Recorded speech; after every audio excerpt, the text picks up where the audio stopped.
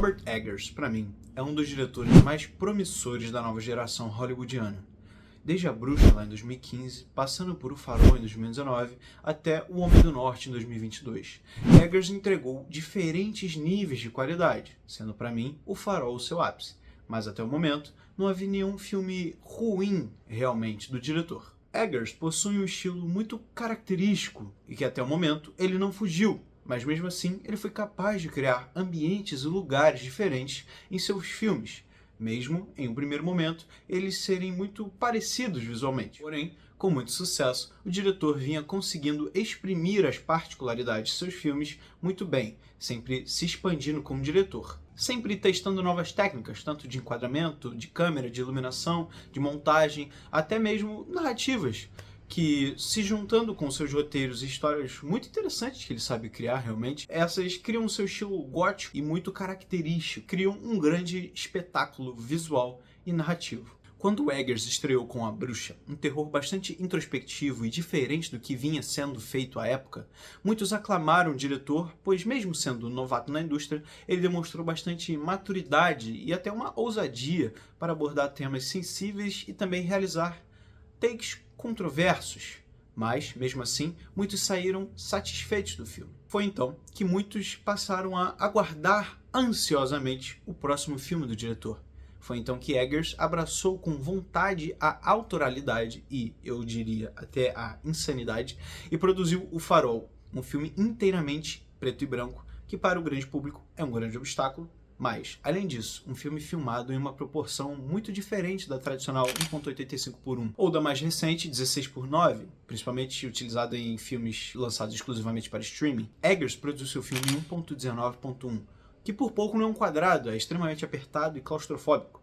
Mas, para além de aspectos técnicos, o próprio enredo não se preocupa em explicar abertamente ao espectador o que seria ilusão e o que seria realidade, fugindo um pouco do normal, do que Hollywood espera. Não que seja um filme completamente inventivo, mas é um pouco fora da curva.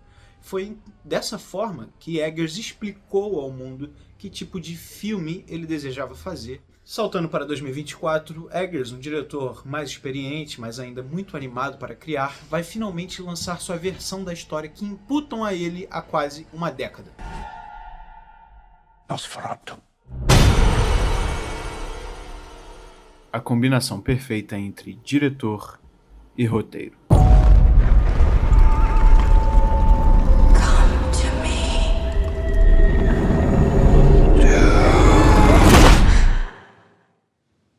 Muitos aguardavam ansiosamente. O filme recebe um grande marketing e um investimento um pouco maior do que os trabalhos anteriores do diretor, mas, na minha opinião, infelizmente, o tiro saiu pela culatra. É evidente a paixão que Eggers tem pelo projeto e como ele ansiosamente aguardava para adicionar sua visão ao projeto, mas acho que os bois foram postos frente à carroça.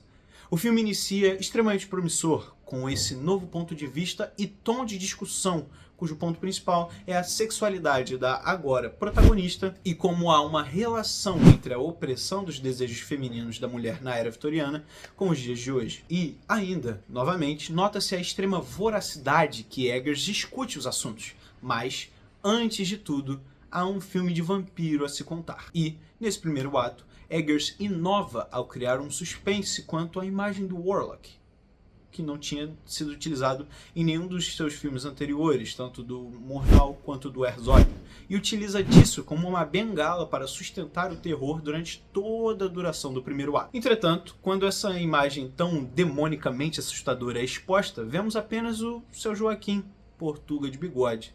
Porém, ainda assim, seria possível um desenvolvimento interessante se o foco da narrativa se mantivesse na relação entre ele e Ellen, por exemplo.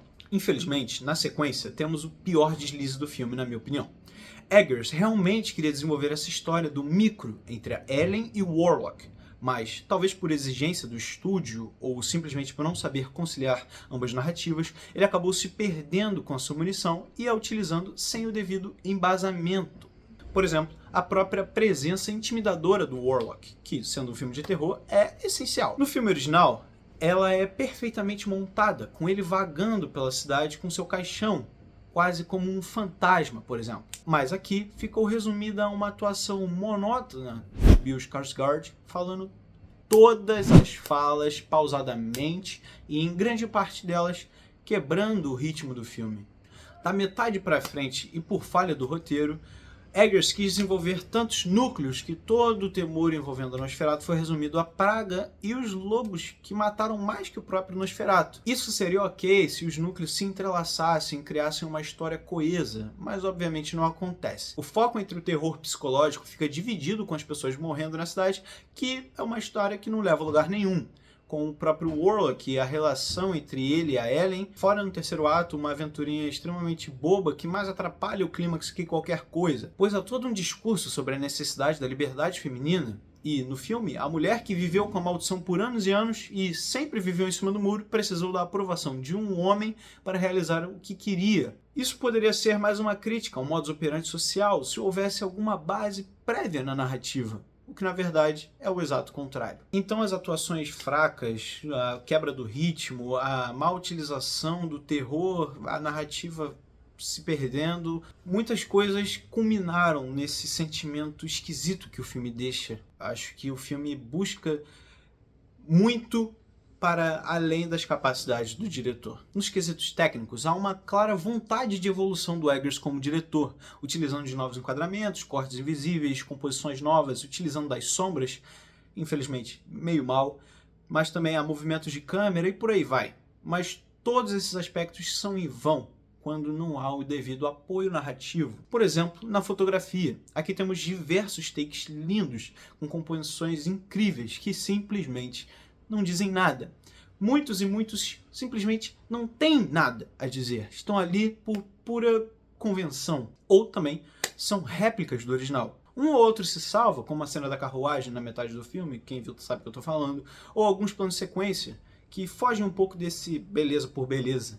O uso das sombras eu achei realmente problemático. O que era um ponto alto nos filmes anteriores do Eggers, aqui se tornou um ponto negativo. Em diversos momentos era realmente impossível de ver. Eu entendo a vontade de utilizar esse artifício, pois ele encaixa muito bem com a temática, mas até determinado nível é compreensível. Agora, criar a impossibilidade de ver o filme sem sentido narrativo, novamente, atrapalha. E o pior, acontece várias e várias vezes. Outro problema que senti, na repetição dos movimentos de câmera. Ele utiliza do mesmo corte invisível com giro de 180 graus da câmera diversas vezes. E no 10º corte, exatamente igual. Eu já estava notando a edição, o que acabou quebrando a minha imersão. Eu não quero me estender muito, porque eu realmente acho que o diretor é muito promissor e o filme não é um completo desastre. Há atuações ali que são bem legais, bem interessantes.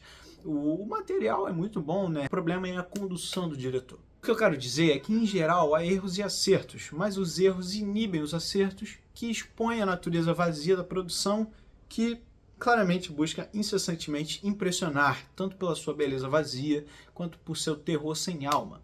Não acho que seja um filme para acabar com a carreira do Eggers, como eu falei, até porque os números falam o contrário, mas acho que ele serve para nos relembrar que todos podem errar, até os mais talentosos. Nosferatu é uma IP ingrata, já que temos dois grandes filmes que carregam este mesmo nome e ainda os nomes de F.W. Murnau e Vladimir Herzog.